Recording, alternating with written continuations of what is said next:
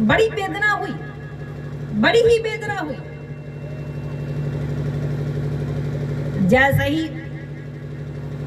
मां की आज्ञा का पालन करने के लिए दुर्योधन चले, निर्वस्त्र होके जा रहे थे। भगवान की लीला तो अद्भुत है, रास विहारी है, लीलाधारी है हमारे कृष्ण कन्हैया। भगवान ने मुस्कुराते हुए कहा, कहां जा रहे हो? कहा, मां से मिलने के लिए जा रहा हूं। कन्हैया ने कहा, एक बात बताओ, जिस मां ने बचपन से आज तक तुम्हें देखा नहीं, उस मां के सामने निर्वस्त्र होकर जाओगे? इतनी लज्जा नहीं है? अरे कुछ तो शर्म करो, कुछ तो लज्जा करो। दुर्योधन को लगा ठीक ही कह रहे हैं। तुरंत भर में अपने तुरंत भर में थोड़ा सा वस्त्र को लपेट लिया, कम से कम लज्जा तो बच जाए। और जैसे ही वस्त्र को लपेट कर चले ना, मैया गंधारी नेत्रों की पट्टी उतारी, जैसी पट्टी को उतारा, आज पहली बार पुत्र को देख रही है। जब से पट्टी बांधा है ना, तब से किसी को नहीं देखा।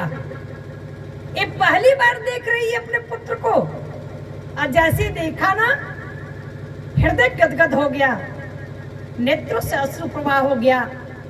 लेकिन अचानक जब वस्त्र पर नजर पड़ा तो मैया की कराह निकल गई। मैया ने पूछा, एक बात बताओ, रास्ते में कहीं कृष्ण तो नहीं मिला? रास्ते में आते समय कहीं कन्हैया मिला था क्या? क्योंकि वही ये काम कर सकता है। माँ, आप ठीक बोल रही हैं, रास्ते में कृष्ण कन्हैया मिले थे, और आपके समक्ष बिल्कुल नागा बनकर कैसे आता? कहा, चुक गए, तुम्हारा सारा शरीर तो वज्र का बन गया, लेकिन ये जांग के पास तुम्हारे नाजुक रह गया है। यही पर तुम्हारा प्रहार होगा, और तुम्हारी जान भी जाएगी तो यहीं से जाएगी। इसी बात का ज्ञान जैसे ही, इस बात का ज्ञान जैसे ही भीष्म को हुआ, भीम को हुआ, जैसे ही भीम को पता चला, तो भीम ने गदा का प्रहार कहाँ किया? उसी जंगे पर किया, उसी जंगे पर किया। और आज दुर्योधन रणांगण के क्षेत्र में मूर्छित पड़ा है, करा रहा है। अश्वत्थामा गोद में उठाकर विलाप कर रहा है। अश्वत्थामा ने कहा, मित्र, बड़ा दुख है कि मैं तुम्हारे एक भी कामनाओं को पूर्ण नहीं कर सका, तुम्हारी इच्छाओं को पूर्ण नहीं कर सका। लेकिन अगर तुम अब भी चाहते हो तो मैं 5 पांडवों को मार कर ला सकता हूं। दुर्योधन ने कराहते हुए कहा, मित्र, दुख इस बात का नहीं है, मेरे सब भाई मारे गए। दुख इस बात का नहीं है कि मैं रणांगण के क्षेत्र में गिरा पड़ा हूं। दुख इस बात का है कि हम 100 थे, वो 5 थे, हम 100 धराशायी हो गए, 99 मर गया, और 100वां मैं सांस गिन रहा हूं। लेकिन 5 के 5 में से उनका एक भी कोई नहीं बाल बाका कर सका। वो 5 के 5 जीवित हैं। दुख इसी बात का है। आश्वासन दिया, कहो तुम्हें मार कर लिया। अगर ऐसा कर दोगे तो बड़ी कृपा होगी, कम से कम अंतिम क्षण में कम से कम प्यास तो बुझ जाएगी। जो हमारे अंतःकरण में घृणा की प्यास है, पिपासा है, जो मन भाइयों को मरा हुआ देखना चाहता है, अगर ऐसा कर दिए तो मैं तुम्हारा ऋणी हो जाऊंगा। अश्वत्थामा गया,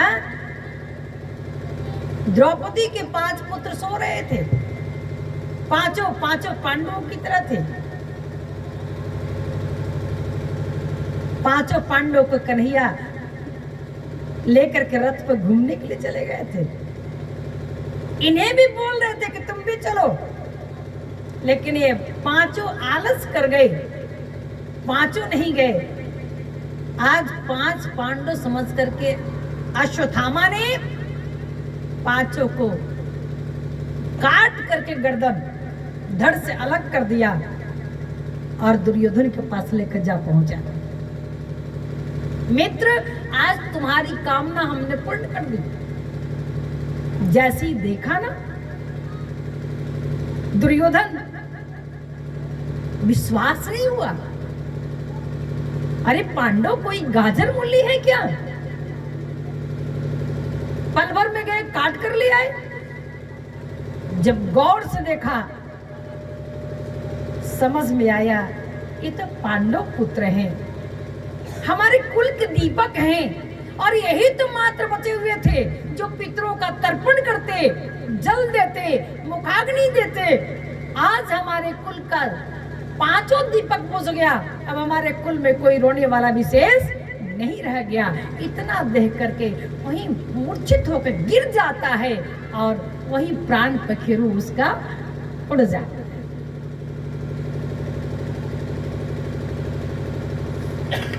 आज थोड़ी सी जगह जमीन के लिए, थोड़ी सी संपदा के लिए विवाद हुई और सारे संघार रण क्षेत्र में बदल गया। और देखिए मात्र विधवाएं दिख रही हैं, छोटे छोटे बालक, अनाथ बालक दिख रहे हैं, हाहाकार मचा हुआ है।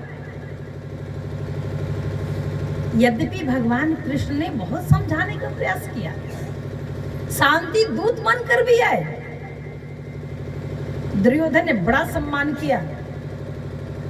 जिस समय शांति दूत बनकर के भगवान कृष्ण आए, सम्मान किया। भगवान ने कहा कुछ नहीं दे सकते, आधा राजपाट नहीं दे सकते, मत दो, 5 पांडवों के लिए 5 गांव ही दे दो। स्पष्ट कह दिया कि सुई के नोक के बराबर भी बिना युद्ध का नहीं दूंगा। जब तक युद्ध नहीं होगा, केशव सुन लो, सुई के बराबर भी मैं देने वाला नहीं हूं, सुई के नोक के बराबर भी जमीन देने वाला नहीं हूं। जमीन चाहिए तो युद्ध करें।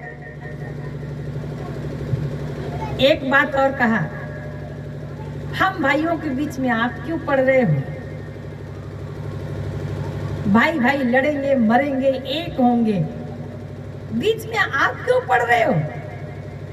हमारी माँ ने आपके लिए सुंदर सुंदर पकवान बनाया है, भोजन बनाया है, आप तो भोजन करो। कन्हैया ने कहा जहां मेरी बात का मर्यादा ना हो वहां भोजन नहीं करूंगा। मेरा प्रसाद तो विदुर जी के घर बना है, विदुर काका ने निमंत्रण दिया है। और देखिए विदुर जी भी उस सभा में खड़े थे। विदुर जी ने जैसे सुना कि मुरलीधर कन्हैया ने कहा कि मेरा भोजन काका के घर बना है, तो विदुर जी ने सोचा ये कब हमसे बोला भोजन बनाने के लिए? इसने तो एक बार कहा ही नहीं कि भोजन बनना चाहिए। लेकिन ठीक है, जब कन्हैया ने कह दिया है कि भोजन काका के घर करूंगा, तो निश्चित ही ये आएगा भोजन करने के लिए, मानेगा नहीं। और देखिए भगवान तो भाव के भूखे हैं। प्रेम का भूखा हूं मैं, प्रेम ही केवल सार है, अब प्रेम से जो भजता है मुझे उसका बेड़ा पार है। जो प्रेम से मुझे भजता है उसका बेड़ा पार हो जाता है। अब भगवान बिना सत्संग के तो मिलते नहीं है। अगर भगवान से मिलना है, श्याम जी से मिलने का सत्संग ही बहाना है, श्याम जी से मिलने का सत्संग ही बहाना है। सभी लोग गाइए।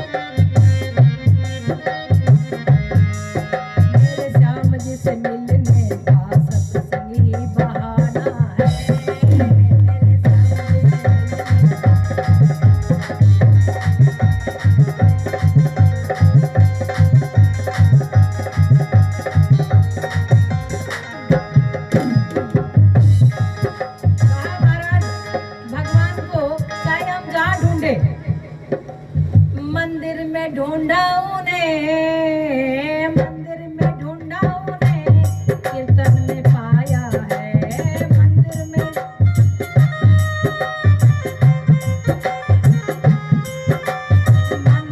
ढूंढा उन्हें, कीर्तन में पाया है,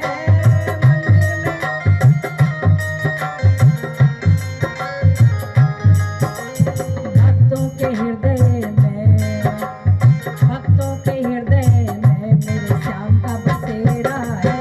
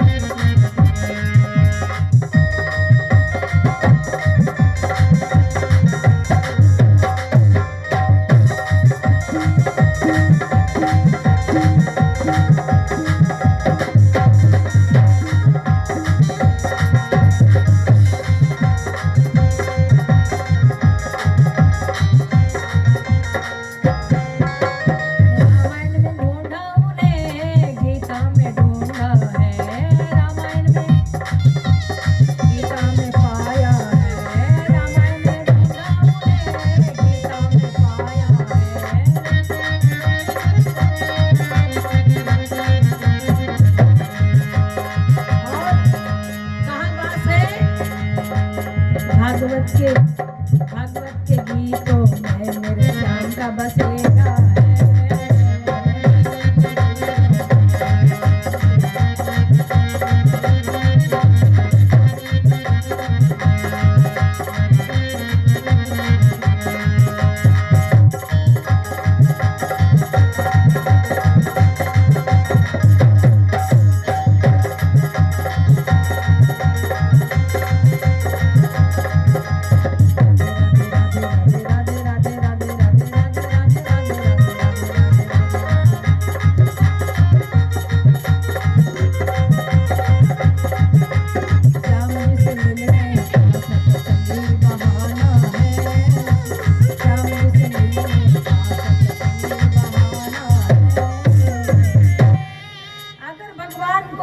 है।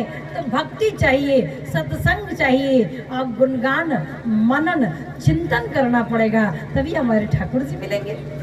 आज विदुर जी ने बुलाया नहीं है, निमंत्रण नहीं दिया है, लेकिन भगवान ने घोषणा कर दिया आज तो विदुर काका के घर में भोजन है।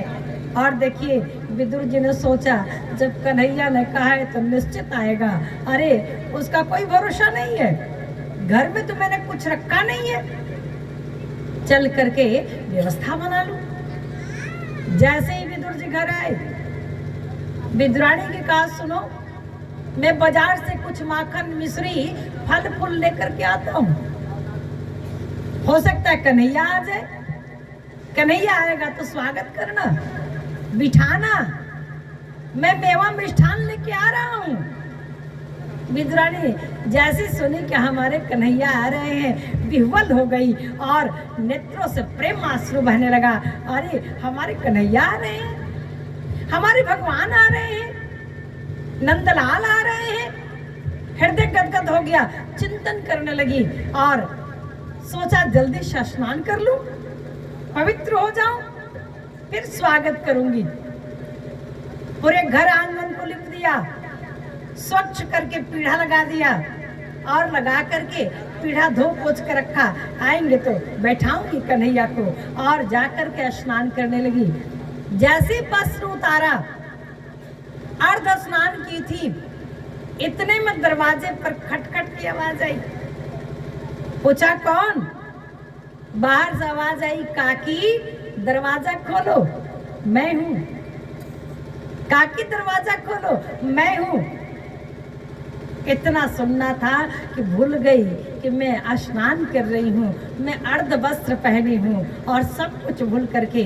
देखिए, प्रेम में वस्त्र का याद नहीं रहता, प्रेम में तन का याद नहीं रहता, प्रेम में धन का याद नहीं रहता। कुछ याद रह जाए वो प्रेम ही कैसा। आज विदुरानी दौड़ के दरवाजे पे आई, भूल गई कि मैंने वस्त्र नहीं पहना है, अर्ध वस्त्र में हूं। दरवाजा खोला, श्याम सुंदर को देखा, हृदय गदगद हो गई।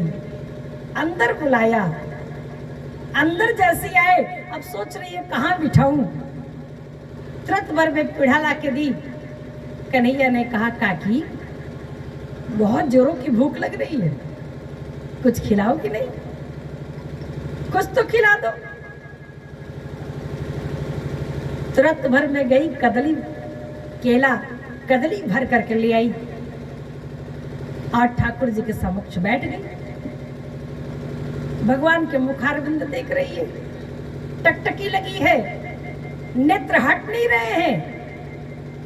और भगवान के मुखारविंद पर जब नेत्र चला जाएगा तो हटेगा क्या? संसार में अगर कुछ बढ़िया देखने लायक है तो वह ठाकुर जी ही हैं, और कुछ देखने लायक है क्या? सांवली सूरत पे मोहन दिल दीवाना हो गया। सांवली सूरत पे मोहन दिल दीवाना हो गया।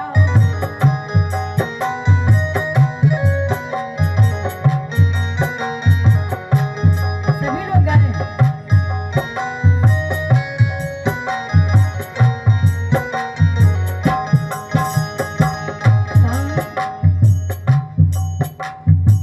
सांवली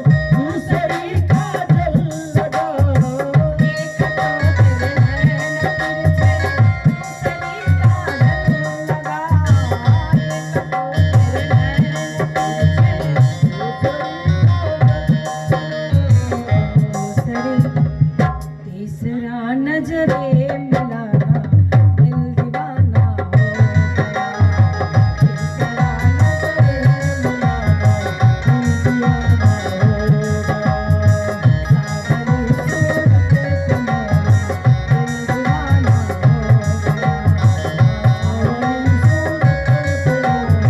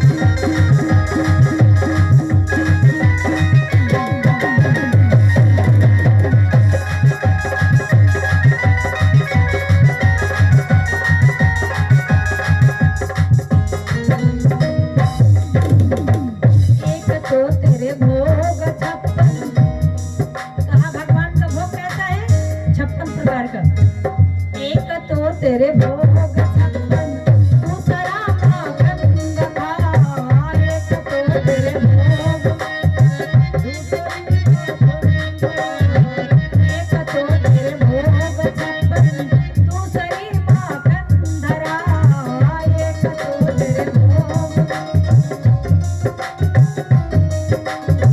तीसरा खिचड़ी का खाना दिल दीवाना हो गया, तीसरा खिचड़ी का खाना दिल दीवाना हो गया, सावरी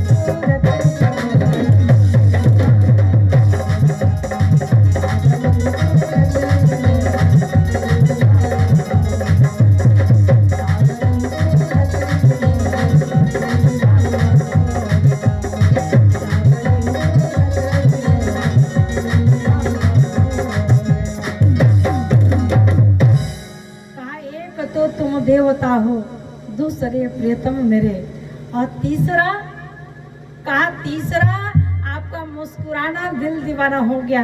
भगवान इतने दयालु है, इतने दयालु है। और जैसे विदुर जी के विदुरानी ने दरवाजा खोला ना, मुस्कुरा करके जैसे बोले काकी भूख लगी है, कुछ तो खिला, कुछ तो खिला, तो भूख लगी।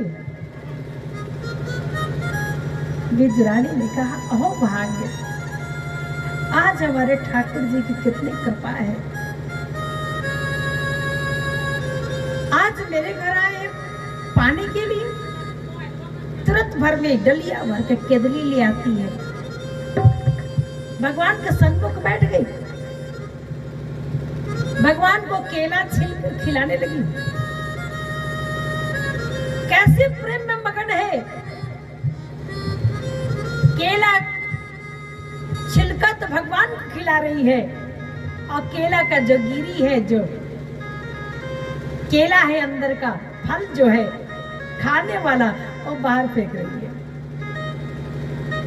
ठाकुर जी ने जैसे मुंह में डाला ना, काकी बड़ा मीठा है, बड़ा स्वाद है, बहुत सुंदर है। तुरंत दूसरा केला छीला, फिर भगवान को छिलका पकड़ा दिया। शुद्ध बुद्ध नहीं है कि भगवान को मैं छिलका खिला रही हूँ। ठाकुर जी खाते जा रहे हैं, खाते जा रहे हैं, और छिलका खिलाती जा रही है, खिलाती जा रही है, और जो खाने का पदार्थ है केला, उसको फेंक रही है और छिलका पकड़ा रही है। ठाकुर जी भी खाए जा रहे हैं। इतने में विदुर जी आवाज देते हुए आगे, कहाँ हो जी, कन्हैया आने वाला है, लो माखन मिश्री लेके आया हूँ। प्रवेश किया तो विदुरानी का ध्यान भंग हुआ। विदुरानी ने कहा आने वाला नहीं, आ चुका है, आ चुका है। और जैसी विदुर जी ने देखा, ये पगली इतना भी होश नहीं है, केले के छिलके को खिला रही हो और केला फेंक रही हो, इतना भी होश नहीं है। क्षमा याचना करने लगी, पागल है, क्षमा कर देना, जाओ मेवा मिष्ठान ले आओ। तुरंत भर दौड़ के गई, विदुरानी थाल सजा कर ले आई।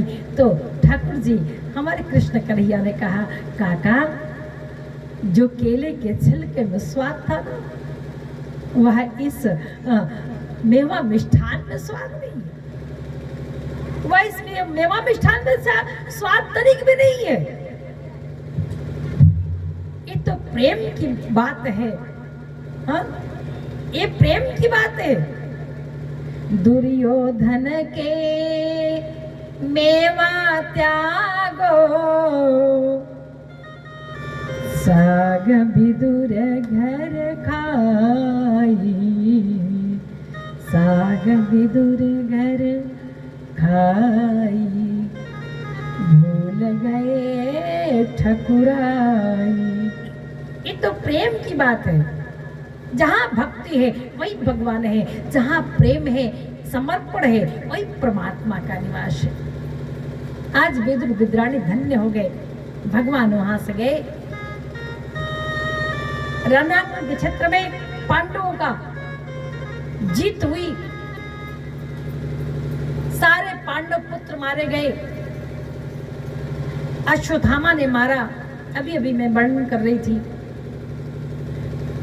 द्रौपदी ने जैसी देखा ना अपने मारे हुए पुत्रों को, दहाड़ मार कर रोने लगी। सारे पुत्र मारे गए। अर्जुन ने जान लिया ये जरूर अश्वत्थामा का काम है। अर्जुन क्रोधित होकर जाकर अश्वत्थामा को पकड़ लेते हैं, द्रौपदी के चरणों में लाकर डाल देते हैं। कहते हैं बताओ कौन सी सजा दूं? यार तुम्हारे पुत्रों के गुनाहगार है, जो कहो वही सजा दूं। द्रौपदी ने हाथ जोड़ लिया, कहा छोड़ दीजिए, ये गुरु माता के पुत्र हैं, हमारे गुरु के पुत्र हैं, और गुरु पुत्र ब्राह्मण भी है, इसे मारने का अधिकार नहीं है। जैसे मैं आज तड़प रही हूं अपने बच्चों के लिए, मैं तड़प रही हूं, वैसे गुरु माता भी तड़पने लगेंगी। इसे छोड़ दीजिए, मत मारिए। क्या कहती हो? इसने तुम्हारे पुत्रों का कत्ल किया है, मारा है, निहत्थे सोते हुए पुत्रों को मार डाला है, इसे तो मार देना चाहिए। द्रौपदी ने कहा छोड़ देना चाहिए। अर्जुन ने कृष्ण की तरफ देखा, आप बताइए क्या करना चाहिए? भगवान कृष्ण ने कहा यद्यपि इसने घोर पाप किया है, सोए हुए पुत्रों को मारा है, इसलिए मार देना चाहिए, लेकिन चूंकि गुरु पुत्र है, ब्राह्मण है, इसलिए ब्रह्म हत्या का पाप भी नहीं लेना चाहिए, नहीं मारना चाहिए। अब तो सबने पूछा महाराज आपने तो दोनों बात कह दी, कह रहे हो मार देना चाहिए, इधर कहते हो को छोड़ देना चाहिए, तो मारे कि छोड़े? भगवान ने अर्जुन से कहा तुम हमारे शिष्य हो, तुम समझदार हो, ज्ञानी हो, अब निर्णय करो कि क्या करना चाहिए। अर्जुन ने सोचा अगर ब्राह्मण का अपमान भी कर दिया जाए तो भी मृत्यु के समान होता है, मरने के समान होता है। इसलिए तुरंत भर में जो मणि बचपन से अश्वत्थामा ने धारण किया था, उस मणि को निकाल लिया, बाल को मड़वा दिया, मुख पे कालिक पोत दिया, अब पूरे नगर में भ्रमण करा दिया। इतना अपमान होने के बाद अश्वत्थामा का क्रोध और बढ़ गया। एक ब्राह्मण जब अपमानित हो जाए ना, तो उससे बड़ा खूंखार कोई नहीं हो सकता है। आज क्रोधित होकर अश्वत्थामा ने विचार किया मैं पांडवों के वंश का संहार कर दूंगा, पांडवों के वंश में कोई भी जीवित शेष नहीं रह जाएगा, सबको तो मैं मार चुका हूं। उत्तरा के गर्भ में अभिमन्यु की पत्नी उत्तरा के गर्भ में एक संतान पल रही है, उसको भी मैं छोड़ने वाला नहीं। ब्रह्मास्त्र का अनुसंधान किया, ब्रह्मास्त्र छोड़ दिया, और जैसी उत्तरा की तरफ ब्रह्मास्त्र चलाना, उत्तरा विह्वल हो गई, व्याकुल हो गई। याद आया कि एक बार द्रौपदी मैया ने कहा था कि कभी संकट पड़े ना तो कन्हैया को याद करना, कन्हैया का शरणागत हो जाना, तेरा संकट दूर हो जाएगा। जैसे याद आया दौड़ करके गई कृष्ण कन्हैया, समझा बुझा करके राजगद्दी पर बिठा उठा करके युधिष्ठिर जी को अब अपने द्वारिका जा रहे थे। रथ पर पांव रखा ही था कि दौड़कर द्रौपदी दौड़कर उतर आई और भगवान के चरणों में गिर पड़ी। त्राहिमाम त्राहिमाम, हे प्रभु मेरी रक्षा करो, मेरी रक्षा करो।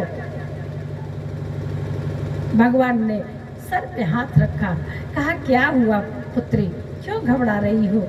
ब्रह्मास्त्र का काट तो कुछ नहीं है, लेकिन भगवान के सामने कुछ भी मुश्किल नहीं है। भगवान ने सूक्ष्म रूप से उत्तरा के गर्भ में प्रवेश किया और परीक्षित की रक्षा की, और एक रूप से प्रकट होकर के आश्वासन देते रहे, चिंता मत करो, कुछ भी नहीं होगा, कुछ भी नहीं होगा। और गद्दा जो घूम रहा था चक्र के समान, और ब्रह्मास्त्र का नष्ट करने के बाद में परीक्षित की रक्षा किया। और जानते हैं, ये गर्भस्थ शिशु हैं परीक्षित जी, गर्भ में ही परमात्मा का साक्षात दर्शन करने वाले, गर्भ में ही जिन्होंने परमात्मा का दर्शन कर लिया, गर्भ में प्रवेश करके भगवान ने जिसकी स्वतः रक्षा की, इसलिए ये विष्णु रात एक इनका नाम है। आज परीक्षित जी की रक्षा भगवान ने की।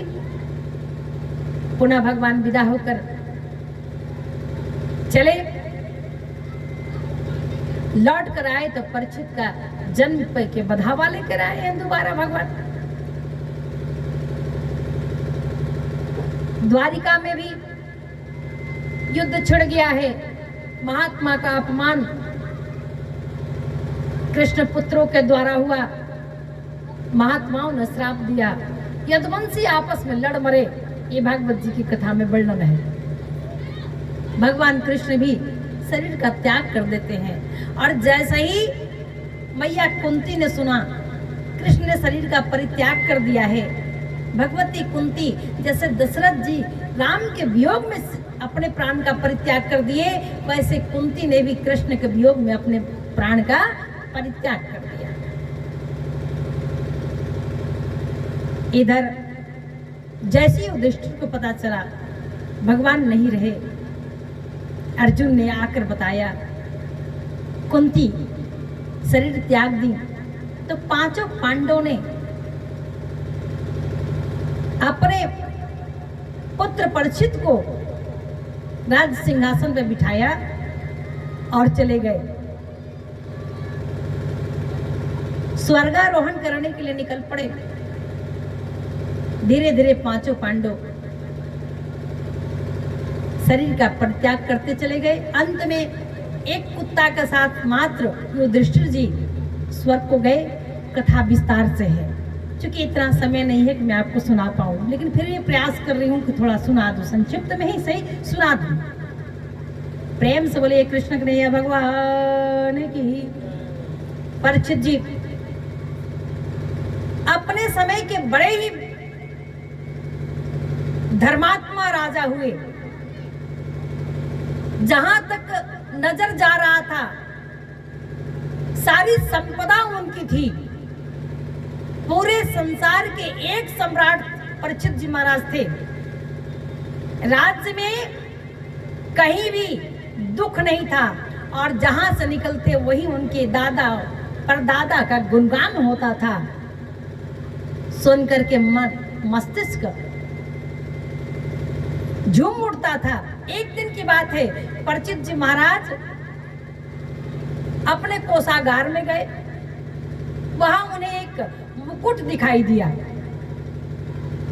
बिना विचारे बिना समझे उस मुकुट को धारण कर लिया, और जैसे धारण कर लिए तो मुकुट जरासंध का था। मन विचलित हो गया, और पहली बार शिकार करने की इच्छा हुई, और शिकार करने के लिए परीक्षित जी चल पड़े।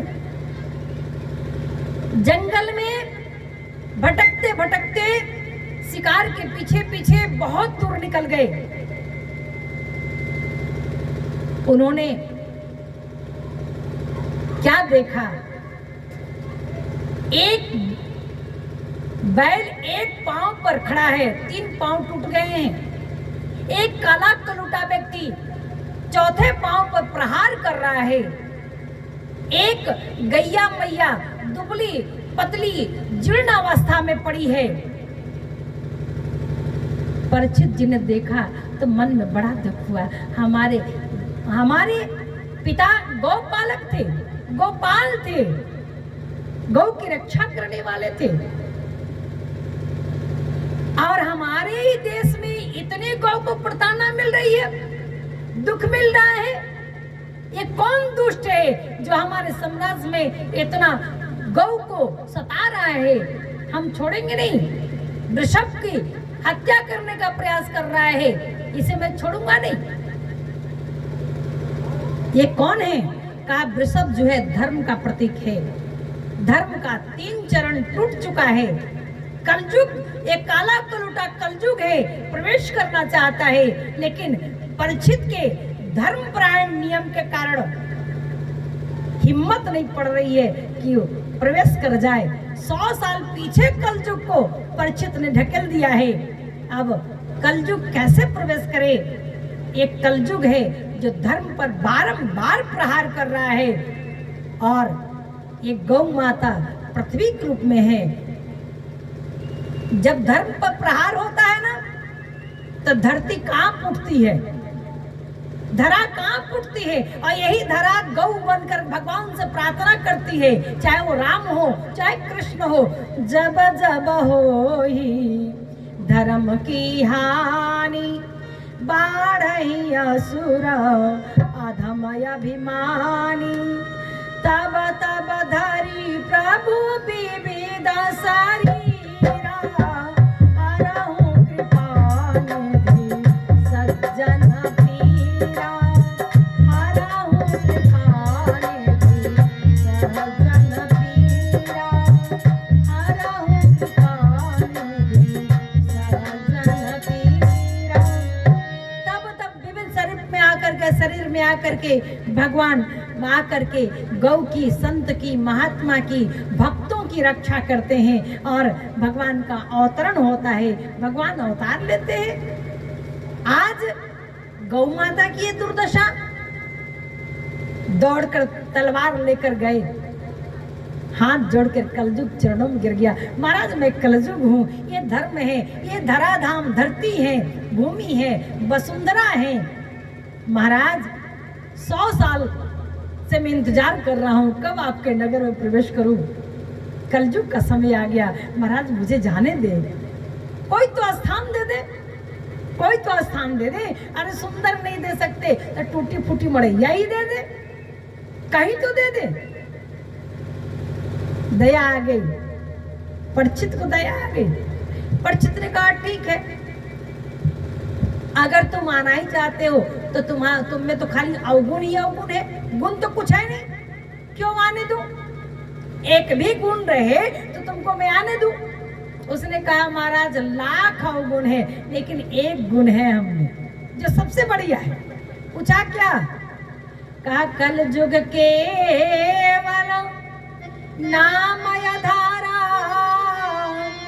सुमेरी सुमेरी नर उतारहि पारा। कलयुग में लाख अवगुण है, लेकिन एक गुण है कि अगर राम राम राम राम भी कर लिया जाए तो मुक्ति मिल जाती है, भगवान की कृपा हो जाती है। मात्र भगवान का सुमिरन होना चाहिए। कहा ये गुण तो बहुत बढ़िया है, चलो इसी गुण पर तुम्हें एक कमरा दे देते हैं, एक छोड़ तुमको 3 कमरा दे देते हैं। खुश? कहा अच्छा कौन कौन कमरा, कैसा घर बताइए तो। कहा जहां जुआ खेला जाता हो, जहां जुआ खेलने वाले जुआरी हो, एक स्थान वह दिया। दूसरा कहा जहां शराब पिया जाता हो, व्यसन किया जाता हो, दूसरा स्थान वो है, वहां तुम रहो। और तीसरा कहा जहां वैश्यालय हो, जहां अयासी किया जाता हो, तीसरा स्थान तुमको दिया। कहा महाराज लगता है कि अब तक आपने हमारे गुण पर विचार नहीं किया। माना अवगुण है, लेकिन गुण भी तो है। एक तो बढ़िया, एक बढ़िया कमरा दे दीजिए महाराज। मान लीजिए 3 टूटा फूटा खराब कमरा भी है, एक गेस्ट रूम बढ़िया हो जाए तो कम से कम आने जाने वालों के लिए तो बढ़िया हो जाएगा। एक बढ़िया कमरा दे दीजिए। तो कहा अच्छा ठीक है, ऐसा है तो जाओ, जो सोना, दूसरा सोने में बास में देता हूं, जो सोना चोरी से, लूट से, डकैती से, बेईमानी से आया हो और हराम की कमाई का हो, उस सोने में तुम्हारा निवास हो जाए। अच्छा सोना तो हरि का भी रूप है, साक्षात भगवान का रूप है। कहा जो ईमानदारी का है वो तो भगवान का स्वरूप है, लेकिन जो बेईमानी का है वह कली काल का स्वरूप है।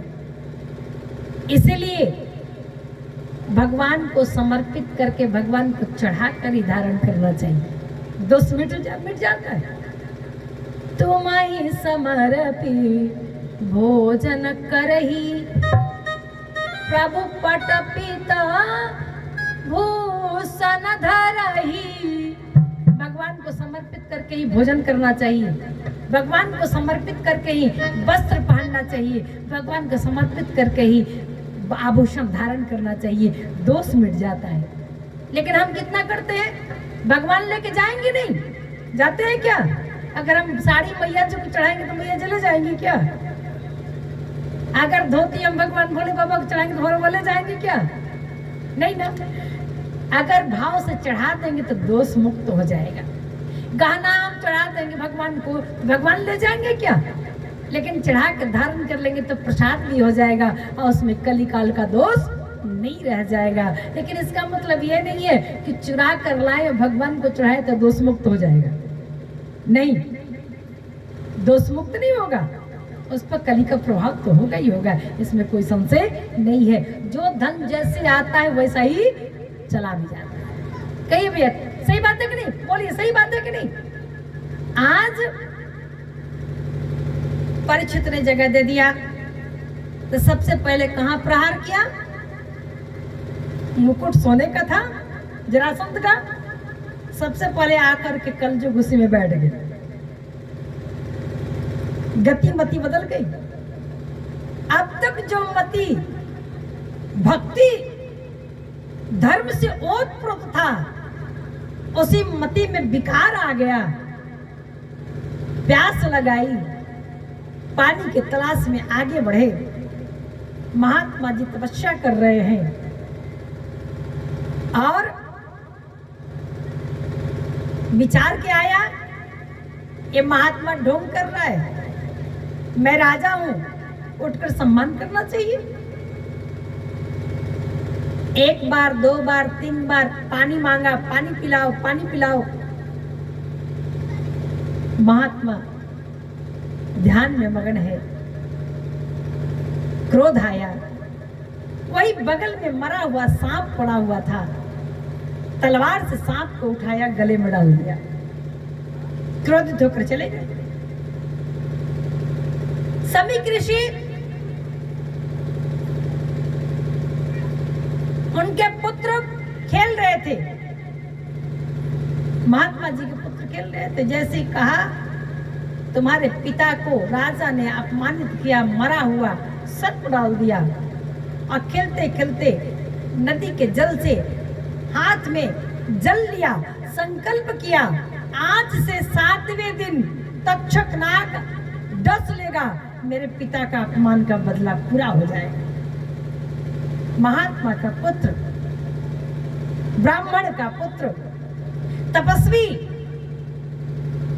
तेजस्वी, जैसी श्राप दिया, क्रोध में भर करके दौड़ कर आया, पिता के गले से सर्प मरा हुआ निकाला, लिपट कर रोने लगा। तैसे ही महात्मा जी जगे। महात्मा ने पूछा, क्या हुआ, क्यों रो रहे हो? सारी बात बताई, सारा वृतांत बताया। पिता ने पुत्र को बहुत डांटा, समझाया।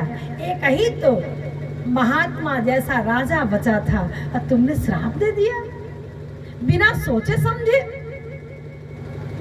ये तुमने ठीक नहीं किया। अब पता नहीं श्राप का पता भी उसे है कि नहीं, जाकर सूचना दो।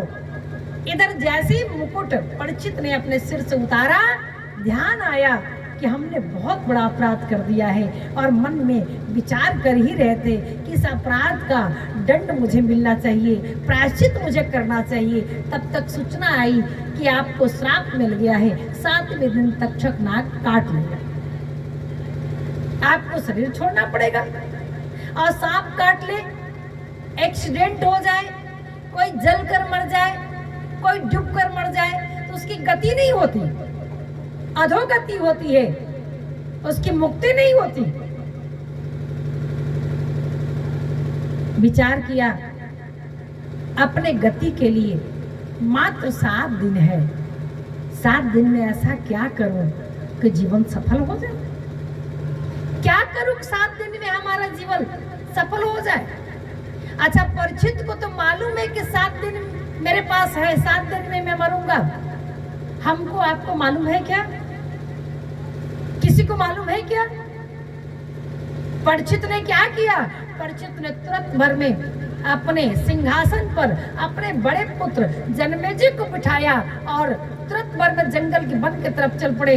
और जैसे जंगल में गए, बड़े बड़े महात्मा, चाहे अंगिरा हो, वशिष्ठ हो, और कहने का तात्पर्य जितने महात्मा हैं, सब महात्मा दौड़े हुए परीक्षित के पास आ गए। परीक्षित ने सबसे एक ही प्रश्न किया कि मरने वालों को क्या करना चाहिए?